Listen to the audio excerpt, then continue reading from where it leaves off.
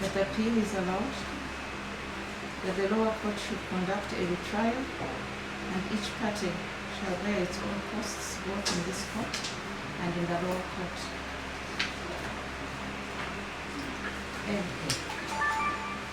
A copy of the decision shall be availed to you so that you can be able to analyze it deeper.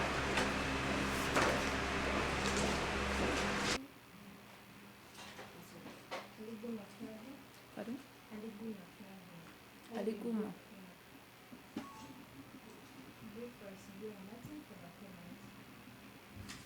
You're holding brief for?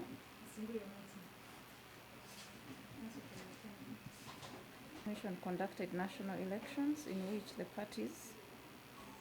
the first appellant and the first respondent, among others, contested.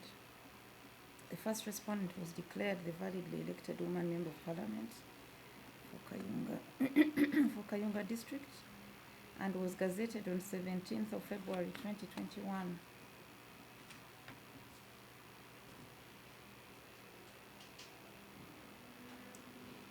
Three grounds of appeal were raised before the Honourable Justices.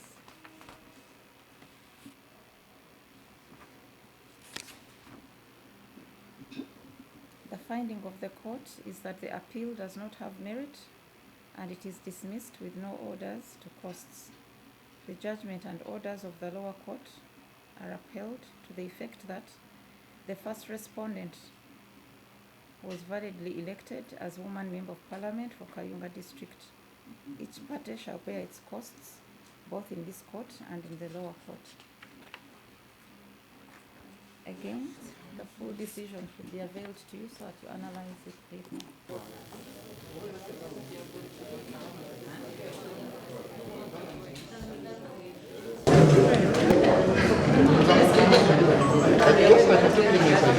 No worries.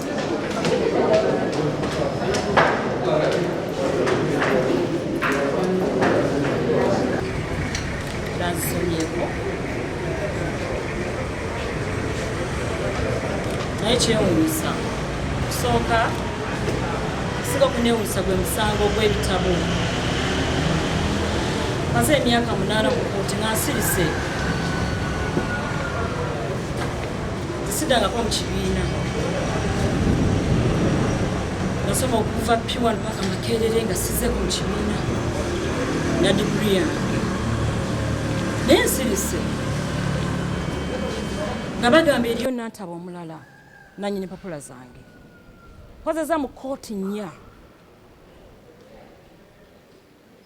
bagalemereddwa okuleeta Nantaba oyo nannyini buyigirize nannyini empapula zange paka mu kkooti enkulu. Omulamuzi n'asala n'agamba nti wasoma naye tebakuliyirira ng'omaze emyaka 8 mu kkooti. Is this fair? I want to pose a question to the judiciary. Is this fair? I have been in court for the last 8 years. Someone has been alleging and claiming that she owns my papers. That person has not appeared in court for the last 8 years. And Court of Appeal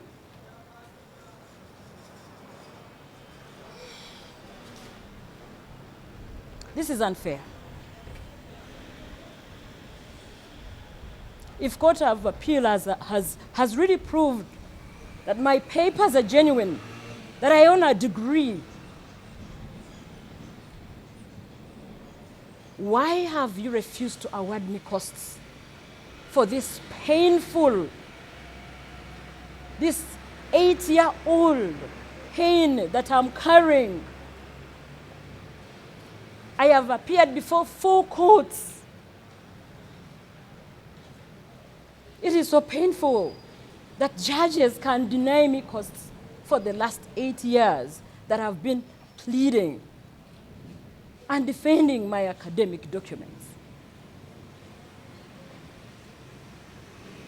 It is so painful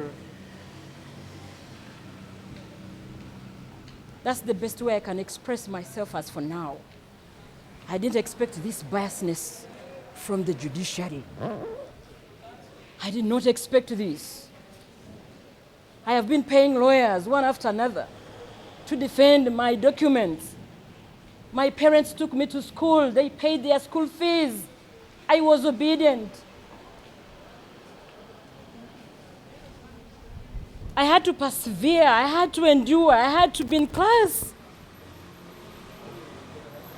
From P1 to Makerere University for my degree.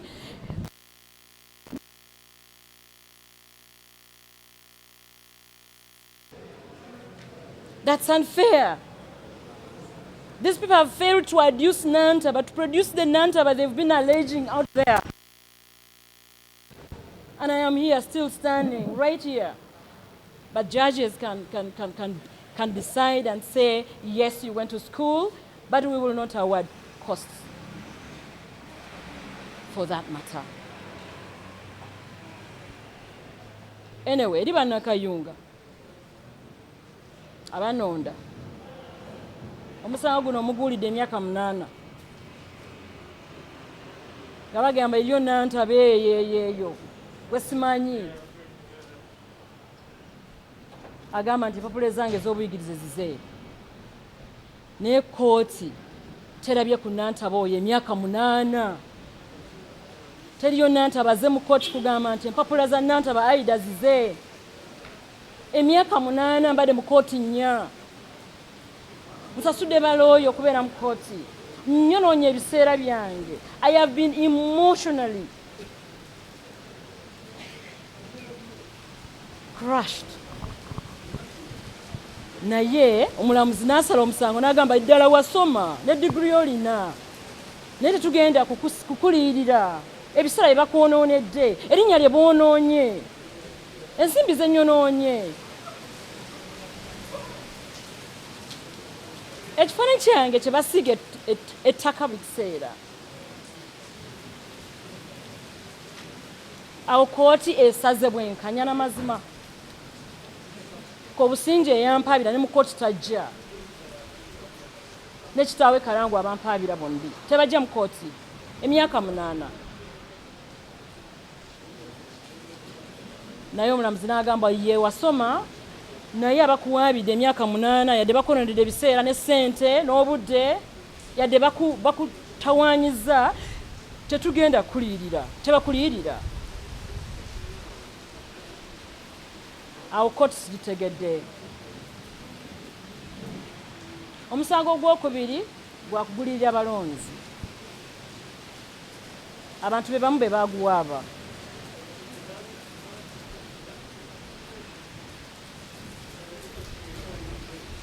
Bangambye nzireyo mpoze mu kooti ya Mukono. Bukyanga banonda ali mu kooti. Nja kuddayo mpoze. Naye kinewunkiza nti wabaddewo omubaka munnanga alina omusango gwe gumu. Tubadde ne lawyer y'omu.